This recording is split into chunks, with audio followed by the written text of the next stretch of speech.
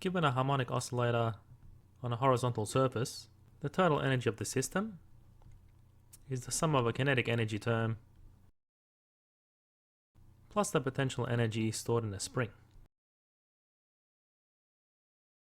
And when the mass reaches a distance of x equals a, being the amplitude, from the equilibrium position of the spring, well, the total energy is then equivalent to the potential energy of the system. And we can show this by using the solution to the differential equation, which we derived as follows.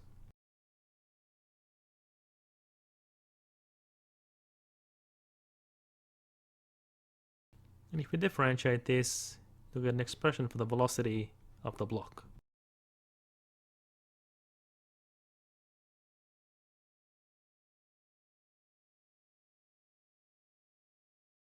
So these expressions can be substituted in a total energy equation.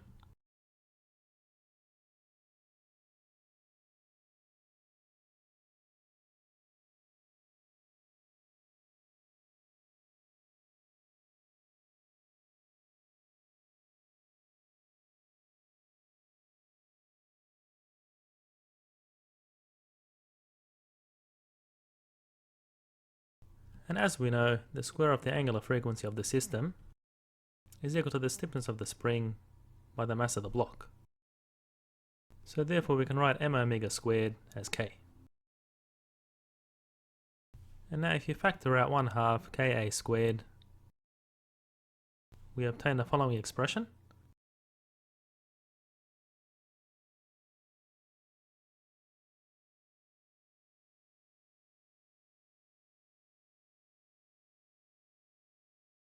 And using the trig identity, the term in the brackets is 1. And therefore the total energy of the system is equivalent to the potential energy when the block reaches the amplitude of the oscillation. We can also show that energy is conserved for a vertical harmonic oscillator. So the total energy is the sum of the kinetic energy of the block plus the potential energy stored in a spring. So when the block reaches some distance y from our system's equilibrium position, the spring is stretched ye plus y. And then taking this as our reference point, we can subtract the gravitational potential energy, which is mgy relative to this point. And note that there's a loss of gravitational potential energy because the block displaced in the direction of the gravitational force.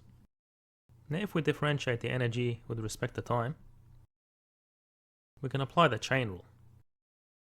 And to evaluate the derivative of the first term,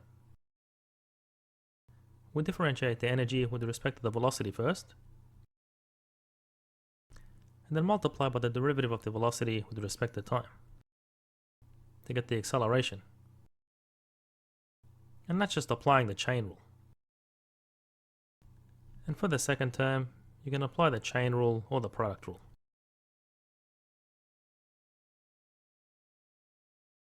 Then we subtract mg y dot. And now if you factor out the velocity, we obtain the following expression.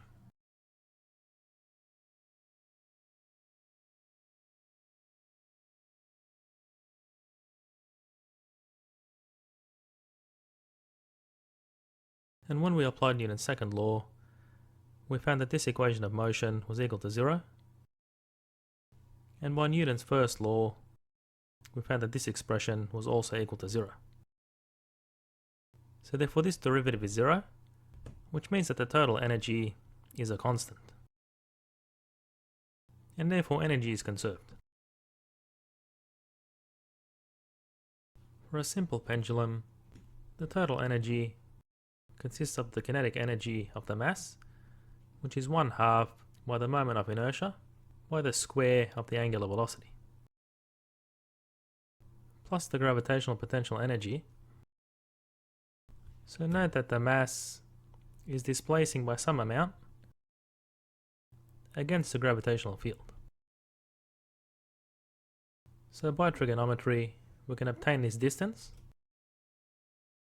which is L cosine theta, and then subtracting this from the length to the center of mass gives the following expression for the gravitational potential energy.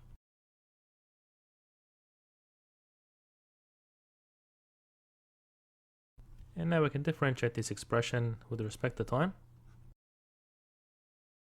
applying the chain rule.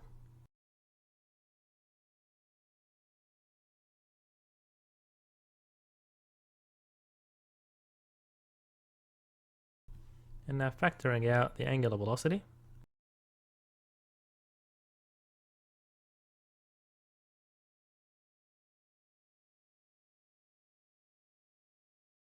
we recognize that this is the equation of motion for the pendulum, which is equal to 0. So therefore the total energy is constant, and energy is conserved in this system. Block A is attached to a spring, and block B is initially at rest. And the spring is compressed to half its equilibrium length, and when it's released, block A collides with block B at the instant when the force in the spring is 0. Now, assuming a perfectly inelastic collision, write the velocity of the blocks just after impact in terms of the velocity of block A.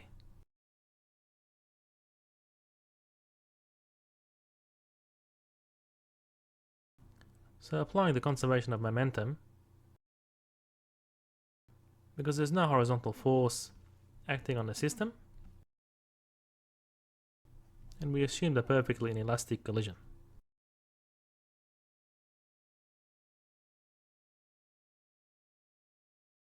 Now write the amplitude of the oscillation before and after the collision in terms of L. So to do that, we'll apply the conservation of energy. So before the collision, the amplitude of the oscillation is L on 2. And after the collision, we'll apply the conservation of energy, where the kinetic energy of the system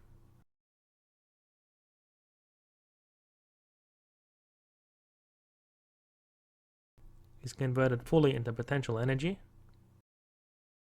when a new amplitude of the oscillation is reached. And before the collision, you can also apply a conservation of energy, so the potential energy in the spring